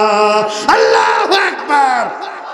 আমার ভাইয়েরা, আমার বন্ধুগণ, ঘরের মধ্যে কোনো খাবার নাই, খেজুর খাইতে চায়, এর উপরও বাবার খাইতে দেয় না। কেন কেন কেন? হারাম খাবার খাইলে বাবা মার মৃত্যুর পরে আল্লাহ পাক রব্বুল আলামিন দোয়া কবুল করবেন না। আমার ভাইয়েরা, আমার বন্ধুগণ, এটা বলতে বলতে আপনার আমার পয়গম্বর সরকার দু আলম নবীর সাহাবী উসমান গনি রাদিয়াল্লাহু তাআলা আনহু বিশ্বনবীর দরবার ত্যাগ করলেন। ত্যাগ করার পরে ওই ময়দান ত্যাগ করার পরে ওই খেজুর গাছের মালিকের কাছে চলে গেলেন। যাওয়ার পরে বলতেছে, ও ইহুদি, অমুক অমুক জায়গার মধ্যে তোমার 2টা খেজুর গাছ আছে, ওই 2টা খেজুর গাছ আমি উসমান তোমার কাছ থেকে কিনতে চাই। ইহুদি বলতেছে, ও উসমান, আমি যতটুকু জানি তোমার খেজুর গাছের কোনো অভাব নাই, অনেক খেজুর গাছ তোমার আছে, আমার একটু বলো ওই খেজুর গাছ 2টা তুমি কেন চাও, কেন চাও তুমি একটু আমারে বলো। উসমান রাদিয়াল্লাহু তাআলা আনহু বলে, শোনো ভাই, ঘটনা এরকম এরকম এরকম, বিস্তারিত বলার টাইম নাই, তুমি আমার কাছে 2টা খেজুর গাছ দাও। ইহুদি বলতেছে, মুসলমানদের কায়দা মতো পাইছি, একটু ঝেড়ে নেই। এরকম মানুষ সমাজের মধ্যে আছে কি নাই? আমার ভাইয়েরা, আমার বন্ধুগণ, আপনাদের এলাকার মেম্বার চেয়ারম্যান খুব ভালো, কিন্তু আমি দেখেছি আমাদের এলাকায় একটা সাইন নিতে গেলেও টাকা দিতে হয়। কথা বলেন ঠিক কিনা? ওর পিছনে পিছনে ছুটতে হয়, বলে কি কায়দা পাইছি, ঝোঁক বুঝে কোপ দিব। কথা বলেন ঠিক কিনা? আপনি কি ঘুমায় গেছেন নাকি? জিমায় গেছেন? এই তাকবীর দেন, লিল্লাহি তাকবীর, লিল্লাহি তাকবীর, লিল্লাহি তাকবীর। ইহুদি বলতেছে, মুসলমানদের কায়দা মতো পাইছি, বলতেছে, ওসমান, আমার ওই 2টা খেজুর গাছ আমি তোমার 1000 খেজুর গাছের বিনিময়ে বিক্রয় করব। কয় হাজার? বলেন না কয় হাজার? জোরে বলেন না কয় হাজার? একটা খেজুর গাছের বিনিময়ে 1000 খেজুর গাছ আমাকে দিতে হবে। তার মানে 2টা খেজুর গাছের কারণে কয়টা? কয়টা? 2000 খেজুর গাছ দিতে হবে। উসমান রাদিয়াল্লাহু তাআলা আনহু বলতেছে, ঠিক আছে, তোমার দাবি আমি মানলাম, তোমার 2টা খেজুর গাছের বিনিময়ে আমি উসমান তোমাকে 2000 খেজুর গাছ দেব। জোরে বলেন না সুবহানাল্লাহ? আর জোরে বলেন সুবহানাল্লাহ। আমার ভাইয়েরা, আমার বন্ধুগণ, এই দিক থেকে উসমান রাদিয়াল্লাহু তাআলা আনহু তার জীবনের সমস্ত সম্পত্তি একটা বস্তার মধ্যে ঢুকিয়ে তারপরে ওই ইহুদির বাড়িতে গিয়েছিল। জোরে বলেন না সুবহানাল্লাহ। ইহুদি জিজ্ঞাসা করে, ভাই ওই বস্তার মধ্যে কি আছে?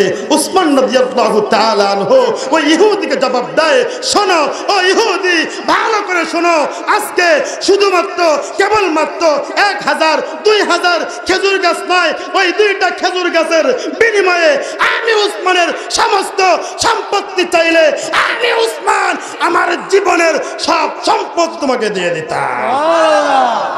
এরপরে আমি আমার পয়গম্বরকে খুশি করতাম। জোরে বলেন না সুবহানাল্লাহ। আমার ভাইয়েরা, আমার বন্ধুগণ, এই দিক থেকে উসমান রাদিয়াল্লাহু তাআলা আনহু পয়গম্বরের সামনে চলে গেছেন। যাওয়ার পর উসমান রাদিয়াল্লাহু তাআলা আনহু ওই মজলিসের মধ্যে আছেন। পয়গম্বর বলেন, কে আছো এই 2টা গাছ তোমরা খরিদ করে দিবা?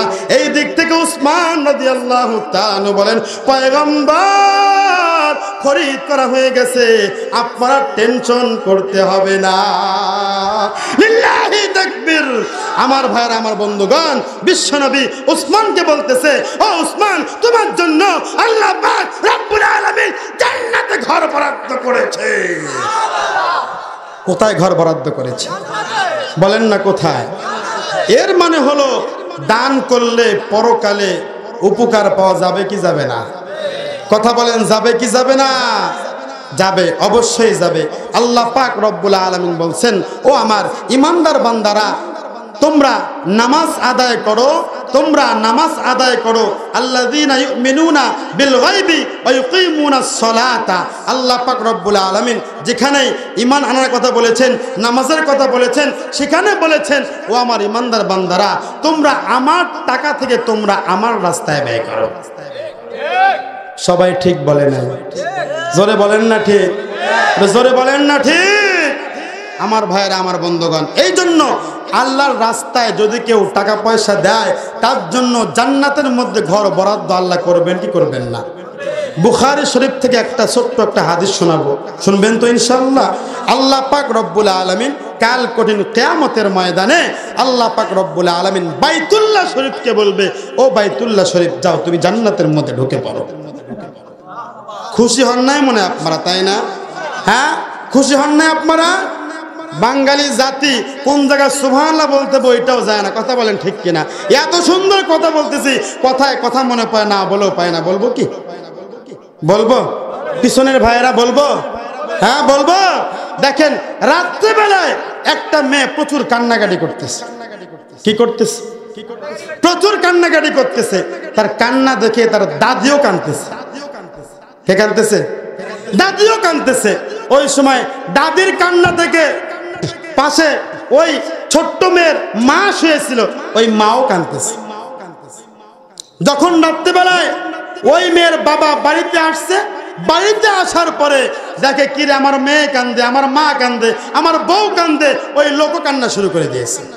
আচ্ছা বলেন তো, একটা বাড়িতে এত মানুষ কান্নাকাটি করলে পাড়া প্রতিবেশী যারা আছে তাদেরও তো একটা হক আছে। কি বলেন? হক আছে না? তারাও কান্না শুরু করে দিয়েছে। এ কান্দে কে? তখন একজন লোক এসে বলে, ভাই ব্যাপার কি, এই বাড়িতে কেউ কি মারা গেছে? না, কেউ মারা যায় না। কি জন্য কাঁদতেছে আমি নিজেও তো জানি না, আমি নিজেও জানি না। তখন এসে বলতেছে, আচ্ছা ঠিক আছে, জিজ্ঞাসা কর, বাড়ির মালিককে জিজ্ঞাসা কর। বাড়ির মালিককে জিজ্ঞাসা করছে, এই আপনি কান্দেন কেন কান্দি সেটা তো জানি না, আমার বউ কান্দে এই জন্য আমিও কান্দি। তখন ঠিক আছে, আপনার বউ কি জন্য কান্দে জিজ্ঞাসা করেন। বউকে বলে, তুই কান্দিস কে? ওই সময় বলতেছে, আমি কেন কান্দি আমি তো জানি না, আমার শাশুড়ি কান্দে এই জন্য আমিও কান্দি। তখন বলতেছে, আমার মাকে জিজ্ঞাসা করে কেন কান্দে।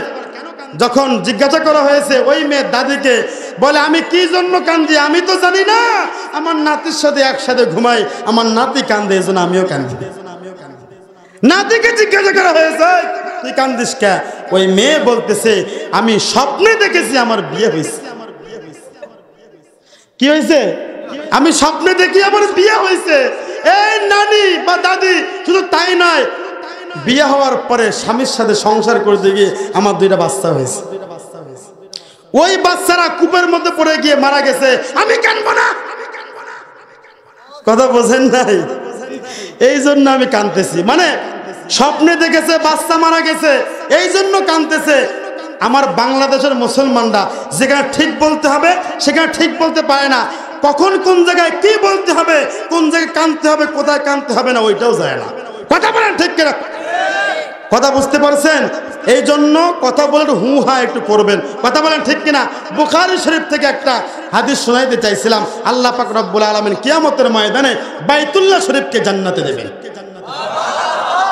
আরো জোরে বলতে হবে সুবহানাল্লাহ।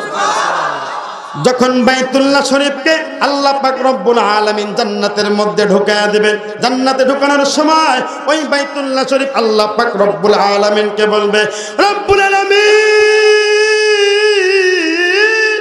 এই পৃথিবীর মধ্যে আমি বাইতুল্লাহকে অনুসরণ করে, আমি বাইতুল্লাহকে অনুকরণ করে এই পৃথিবীর মধ্যে লক্ষ লক্ষ কোটি কোটি মসজিদ হয়েছে। কথা বলেন ঠিক কিনা? ওগো আল্লাহ, এই পৃথিবীর মধ্যে বহুত মসজিদ আমি বাইতুল্লাহকে অনুসরণ করে হয়েছে। আচ্ছা বলেন তো, মসজিদের নববীর, মসজিদের মক্কা শরীফ, বাইতুল্লাহ শরীফ এবং মসজিদে নববীকে অনুকরণ করে আমরা মসজিদ বানাই কি বানাই না? বানাই না? ওই বাইতুল্লাহ শরীফ আল্লাহকে বলবে, আল্লাহ এই মসজিদগুলো ছাড়া আমরা একা একা জান্নাতে যাব না, আমরা একা একা জান্নাতের মধ্যে যাব না। আল্লাহ পাক রব্বুল আলামিন বলবে, তাহলে তুই কি এদেরকে নিয়ে জান্নাতে ঢুকবি? হ্যাঁ, ওদেরকে নিয়ে আজকে জান্নাতের মধ্যে ঢুকবো। জোরে বলেন না সুবহানাল্লাহ। আল্লাহ পাক রব্বুল আলামিন ওই মুহূর্তের মধ্যে বাইতুল্লাহ শরীফকে পারমিশন দিয়ে দিবে, ও আমার ফেরেশতারা বাইতুল্লাহ শরীফের সাথে পৃথিবীর সমস্ত মসজিদগুলোর কানেকশন করে দাও। যদি বলেন সুবহানাল্লাহ, তোমরা শিকল দিয়ে বেঁধে দাও, বাইতুল্লাহ শরীফের সাথে পৃথিবীর সমস্ত মসজিদগুলোকে বেঁধে দেওয়া হবে। বাঁধার পর আল্লাহ পাক রব্বুল আলামিন ওই সময় বলবে, ও বাইতুল্লাহ শরীফ, এই পৃথিবীর সমস্ত মসজিদগুলোকে সাথে করে নিয়ে তুমি জান্নাতের মধ্যে ঢুকে পড়ো।